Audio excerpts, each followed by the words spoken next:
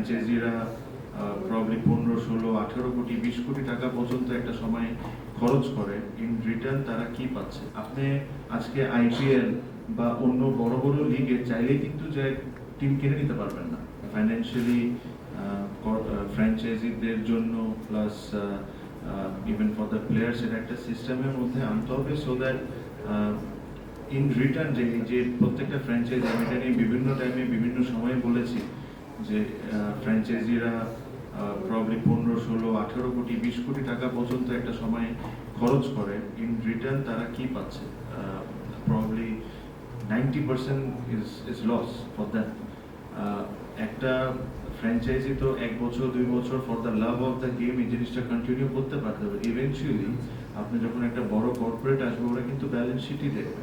So we need to set and decide যে আসলে এটা কিভাবে কি ফরম্যাটে আনলে প্রবলি হইতে পারে 2 বছর 3 বছর লস, 4 বছর লস, বাট একটা সময় যায় এটা তো একটা প্রফিটেবল হইতে হবে। অ্যান্ড ওটার জন্য যেটা সবচেয়ে বড় থাম্ব রুল, ওটা আনফর্চুনেটলি আমরা কোনো সময় করতে পারিনি, that is the demand and supply game.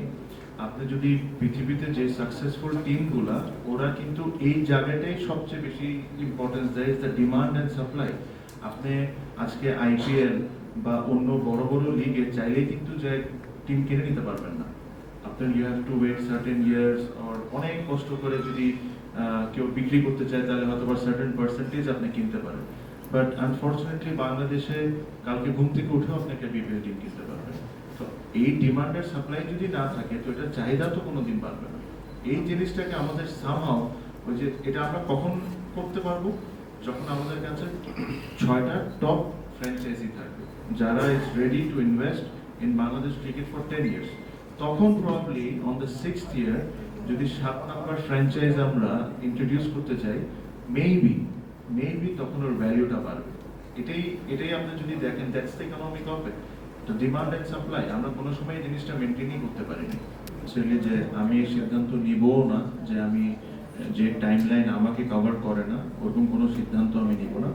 But এই জিনিসগুলা এক্সপোজ করাটা ইজ ইকুয়ালি ইম্পর্টেন্ট, বিকজ মানুষজন বা প্লেয়ার্স বা মিডিয়া, যখন আমরা কোনো কিছু ভালো অ্যাচিভ করছি আমরা কিন্তু খুব বুক ফেলায় এই জিনিসটা আপনাদেরকে জানাই। বাট যখন কি কারণে বিপিএল গুলো সাফার করছে, এটাও তো জানার রাইট সবাই রাখে।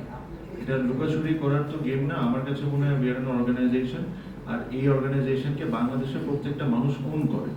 সো এখানে যদি কোনো কিছু রাইট না হয়ে থাকে, এই জিনিসটাকে এক্সপোজ করাটা ইজ এক্সট্রিমলি ইম্পর্টেন্ট। যখন এই এক্সপোজটা করছি, এক্সপোজটা কি খালি আপনাদেরকে জানানোর জন্য করছি? অবশ্যই না।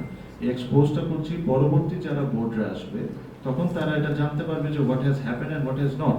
তখন তাদের সিদ্ধান্ত কি হবে এটা তো আমি বলতে পারি না, বাট অ্যাটলিস্ট ওনাদের জেনে থাকাটা ইজ ভেরি ইম্পর্টেন্ট।